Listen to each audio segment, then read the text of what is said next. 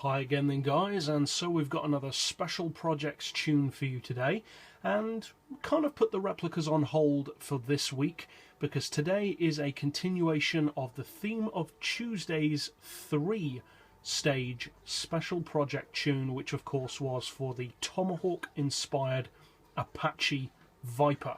Now this is not a 3-stage tune, this is just a one-off tune.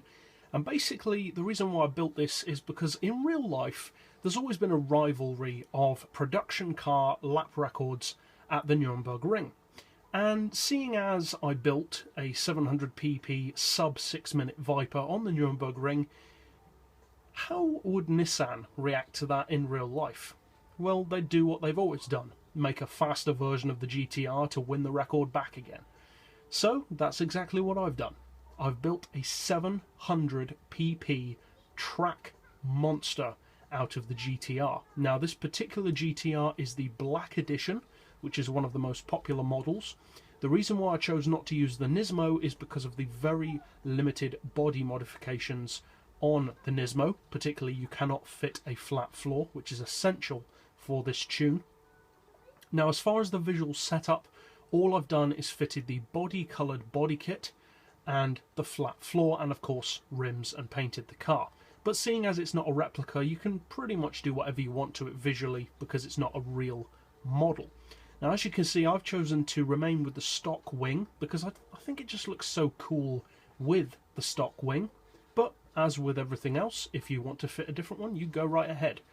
Now as far as the colour of the body and the rims and the brakes on this particular model is called Melanit Schwarz, which comes from the Mercedes E55 AMG.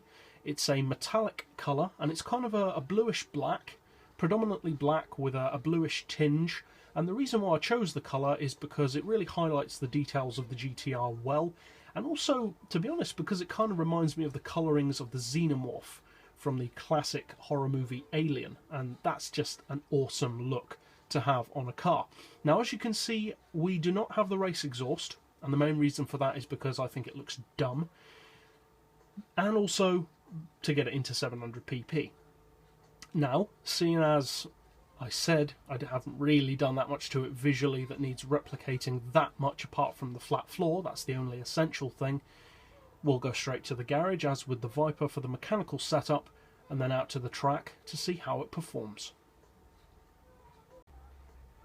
So, for the tuning on this GTR-One X-Spec pack, which is just what I chose to name the car, the reason why I named it that is because obviously it's designed to beat the Viper, so GTR-One, and X-Spec just because the Viper was X-Spec as well, so just to keep it in the family really. So I would recommend using racing soft tyres. For the suspension, we've got the ride height as low as possible. Springs have increased to 1650 and 1250, dampers to 6, anti-roll all the way up to 7, neutral camber and tow. For the gearbox, obviously this is not a top speed tune. Incidentally, the top speed on this one is around the 240 mph region, so I would not recommend using it on tracks which require that kind of speed. I'd recommend using it primarily on obviously the Nürburgring Ring, potentially Sierra as well, tracks like that, not necessarily Special Stage Route X or Le Mans. And as far as the individual gears, we've got first on 3.4, then second, third, fourth and fifth all the way to the left. Or they were all the way to the left, I think I've moved them slightly, so just compare that to yours. And then sixth on 0.750 with a final drive of 3.6. For the diff, you want the lowest initial torque. Then for acceleration, we've got 20 on the front, 40 on the rear, and for braking, the opposite. We've got a torque split of 30-70. All the power upgrades, apart from the exhaust, where we've gone for semi-racing, I already mentioned, I think it looks better, and also to bring us down to 700pp. But if you don't mind the look, feel free to go for the maximum setting, but of course that does take you out of 700pp. And as with the Viper, I have fitted a NOS kit, which I would recommend using as a boost system rather than outright NOS. So in other words, don't just use it on the straights. I'd recommend using it when you're pulling out of a corner to give you that hybrid style launch that Le Mans cars have. And it's a really effective way of getting a fast lap. Obviously you want the full weight loss package, and we have no ballast on this one. So that's it for the mechanical setup of this Nissan GTR-One. So now let's take it out to the track and see how it performs.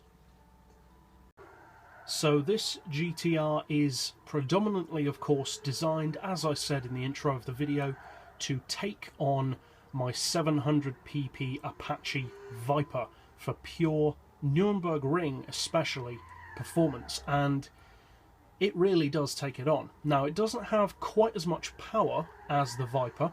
It weighs around the same, but of course has the advantage of all-wheel drive, and that really does make the handling characteristics and the delivery of its performance completely different to the Viper.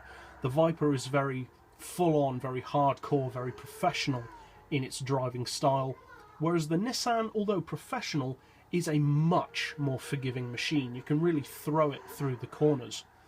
Now, performance-wise, as I said, it's more of a technical track rather than high-speed track car.